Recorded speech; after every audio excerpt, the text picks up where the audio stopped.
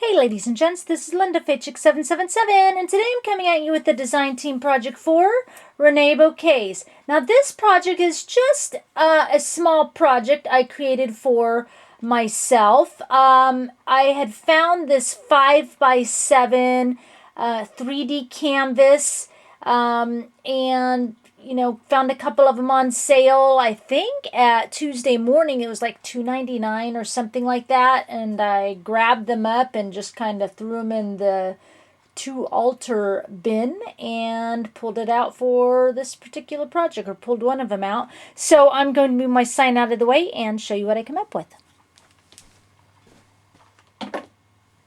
Bring this in here. Here we go. And let me just kind of go down a little bit. Not a whole lot going on this canvas because it is, like I said, a 5x7 size, but it is real super quick and easy to make. I made it in an evening. I just kind of pull out all the different things that I wanted to use and then just kind of, went to town having some fun and layering and pulling out, some punches and, a few little mixed media things, and that was about it. So this canvas, like I said, is 5x7, and it is like 1 3/4 inches in depth. You can see the depth of that. Okay.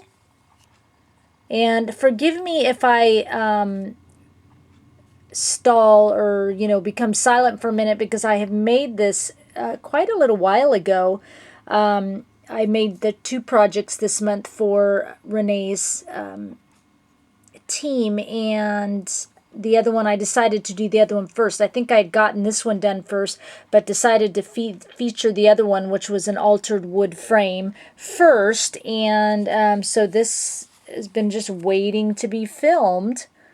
And so I may have to pause as I'm trying to remember now, what did I do on that?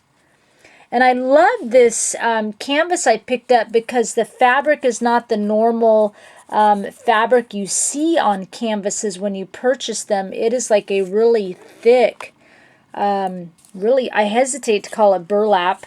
It could be a kind of a burlap, but it's just a really thick fabric. I didn't bother covering the back because, it's for me and it's not going to be seen. But normally I would just cover all that mess up because I like my edges clean. So what I did is I took I've got a little bit of pink on here. I think I took like just a pink, what was it? Here's the first pause. I think I had out some chalk paint, and I just kind of took a paintbrush and dry brushed a little bit of the pink chalk paint on it.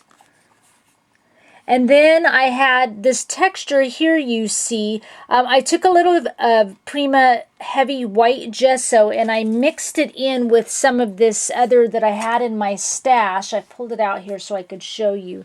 And it was Liquitex glass beads, and I just... it's like a textured gel, and it's like a see-through gel once it dries. And so I mixed it in with the white gesso because I kind of, wanted it just to be a little bit more visible. So it looked a little bit more, not textured, but, textured.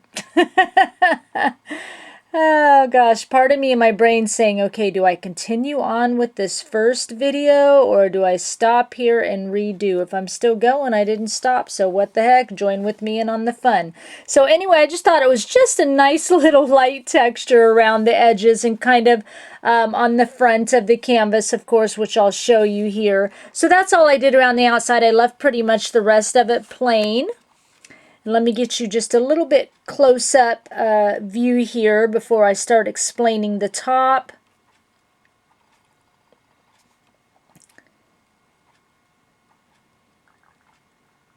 The picture that I have, I printed it out on transparency.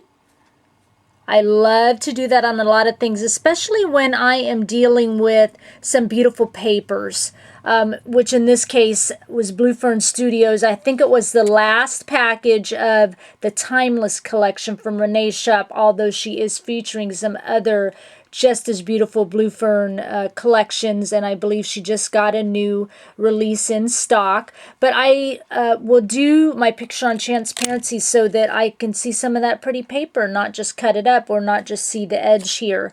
And I love the print to kind of be seen through my picture sometimes. However, in this case, I layered, the first piece I layered on was just a cardstock out of my stash, and I just used a Martha Stewart punch here on the side.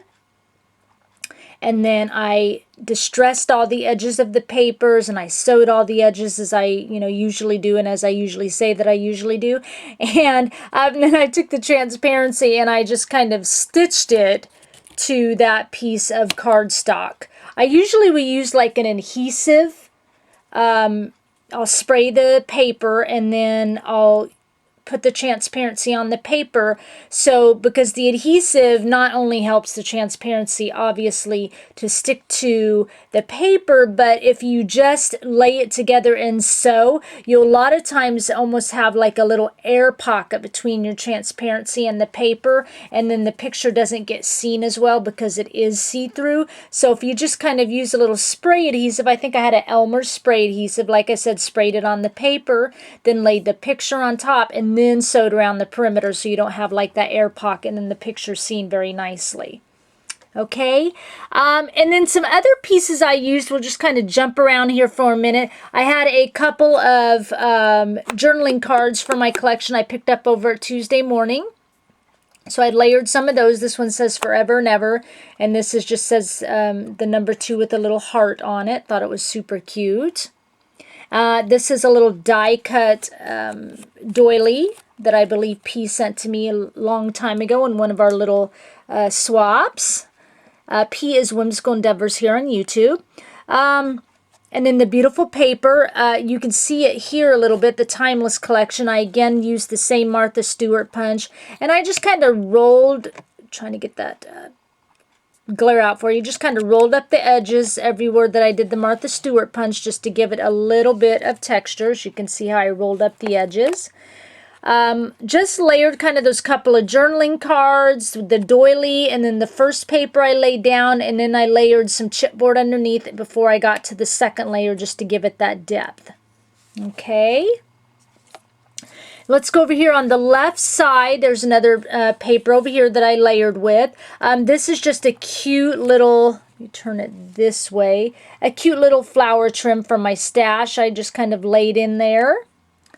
And then I started layering. This piece here is from Renee's shop. It's Blue Fern Studios. It's a chipboard piece. It's Deja Vu page dangles, and it's these cute little chipboard designs that are dangle, and the pieces that it dangles off of look like a chain. So it's really cute. And so I just cut off the main piece and used this part, the chain. And I just did some heavy white gesso on top with a paintbrush.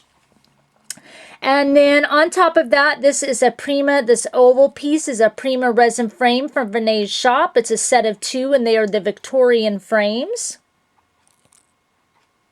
And a piece of lint. And then on top of that, this is just a wood veneer word Heidi swap from my stash as today. I again just did some Prima white gesso on top of that. And then the flowers I used all came from Renee's shop. These beautiful wild orchid craft pink flowers here. And these here look like little, ooh, they're not daisies. Are those the daisies? I can't remember. Then some beautiful little rosebuds here. And then I've got some other little white flowers here. These are, Renee just came out with these not too long ago. She sold out the first time when she had just a few collections of colors, and then she brought more back in. And what they are is you get this in a beautiful bag, and you get a set of mixed flowers, and they come in different colors. I of course chose the pink for this particular one. This is like a set of 12 or 13. Anyway, it comes with different sizes and varieties of flowers in the mix. So these are beautiful big flowers. I use a couple on there. Then you get these tiny little flowers here, which I used in white. And then you saw like the rosebuds here that also come in the collection. You saw these real pretty flowers that come in the collection. She's, you know, we'll usually add some leaves in with it. And let me show you just really quick, just at a glance here on my iPad. I've got the page up just so you can see. I'll try to do it without a glare. I'll kind of turn it sideways. There we go, just so you can see. I mean, we've got it in a blue, the pink like I chose. We've got it in a teal. We've got it in a dusty rose color. She has lots of different, this is a beautiful purple and a darker pink over here. We've got it in a beautiful, another blue color here, and this one was a dusty blue. A lot of different colors for these sets, okay? And she packages them up just beautifully. You can't go wrong with it. What I love is you do get the different designs of flowers in each of the bags, and they're just beautiful quality. Okay, just beautiful.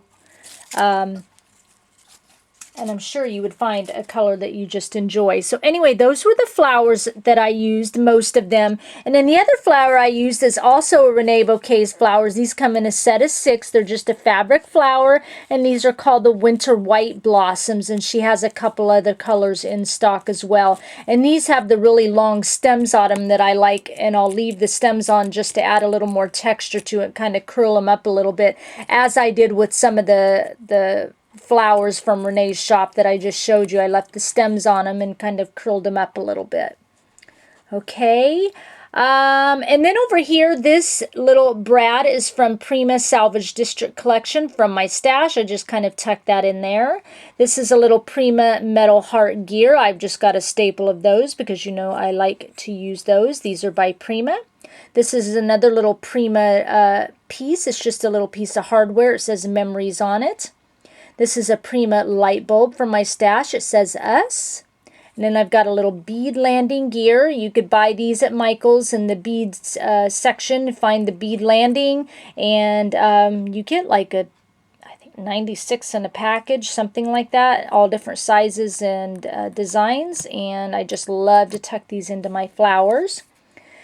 This is a Woodward just from my stash. Got it at Michael's, the $1.50 bin collection, and I think it was already a pink, and I just slapped a little bit more pink over the top, a little bit different color. I think this color I slapped on here might have been from I almost think it was either Tim Holtz, the Distress Spray Stain. Renee carries those in her shop. Or it was the Color Bloom collection, the Cotton Candy, which she also carries in her shop, the different colors of the Color Bloom collections as well. This is a Prima metal clock hand. Renee used to have these in her shop. I think I bought them all up. Sorry. Anyway, so now they are from my stash. Anyway, I've got one here. And then I've got another one pointing up here in this direction. Okay. And then, let's see, on my picture, this is another little Prima, it's a metal pipe part from my stash. I just kind of adhered that onto the front of the transparency there. And then what I did is I took the Prima white gesso and I watered it down. And as you can see right in here, I added splatters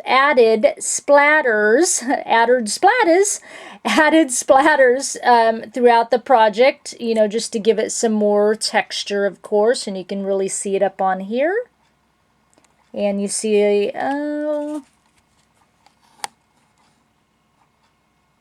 possibly, anyway, it's all down in here, down onto here, little pink splatters, onto the light bulb here. I mean, they're just everywhere. And then, and the reason I went around the project to show you splatters is because I'm going to end up talking about these little micro beads I adhered to this project.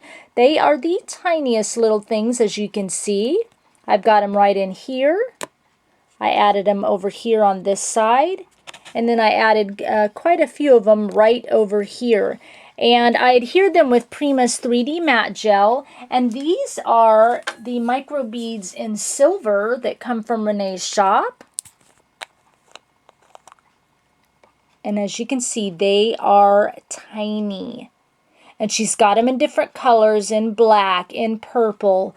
Let me check over here on one more second. I'll give you her other colors. Let's see. So we've got the microbeads in black.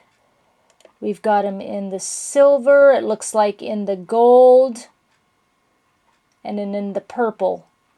Okay, so those, and they just, even, you know, like a romantic project like this, it adds lots of texture, you know, and it still stays pretty. It doesn't, because they are so tiny, it doesn't, it still just, is that just real finite texture and just still makes the project look really pretty. It doesn't overtake it into like a steampunk kind of thing or something like that, which is not what I was going for, of course, because I'm not very good at that, although I love it. Anyway, I've got, as I'm glancing, I've got another little Prima metal heart gear here. I've got a Prima little rolled rose in here because you know how I like to add that. And I think that's about it. Here's some other areas. Let me turn it where you can see where I did that glass bead gel and the heavy gesso, the white heavy gesso by Prima. Kind of tucked it in and around here. And I did that because I thought it would kind of accent, you know, because the bead gels there and here kind of went along with the micro beads that I used on the project. Okay, so there is my project this time. I hope you enjoyed it. I'm kind of liking doing canvases because they are kind of quick, easy gifts if you're looking for a gift to make for somebody, and you get just beautiful products to use from Renee's shop. So I will have everything down below to Reneabouquets, the .com store, the Etsy shop, the Facebook, a blog where you can see other designers and their projects, not just mine, even though, let's face it, I know I'm your favorite. Just kidding. And I will have the link down below to my blog and Pinterest where you can see more close-up photos of my projects. I thank you for sharing your time with me, and I'll talk with you again soon. Bye.